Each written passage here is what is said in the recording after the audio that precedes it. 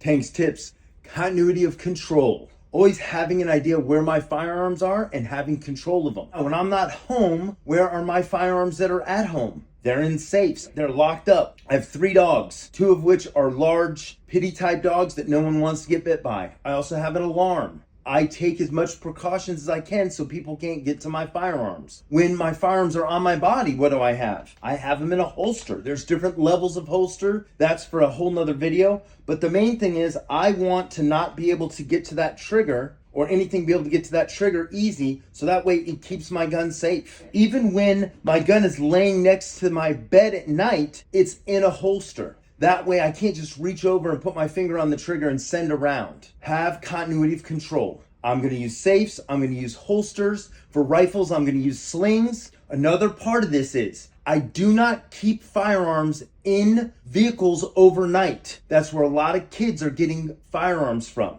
I also do not keep my firearms unsecured during the day when I'm not home. I make sure they are in my safes. That's not gonna stop everybody, but that's gonna stop your average 15-year-old kid that's breaking into houses looking for guns and looking for money and whatever. Now, if they're a professional crew or something, they're gonna get in my safes, but that's not what those safes are for. They're just to keep them out of the hands of everyday people that are trying to get a hold of firearms. Remember, continuity of control. Control your firearms, know where they are. Another thing with that, if it's not the firearm that I'm currently using for self-defense, I keep that gun unloaded. So all my guns that are in the safe and stuff like that, they're unloaded. I generally have 1 rifle and 1 pistol that's loaded, and those are my defensive firearms at that time.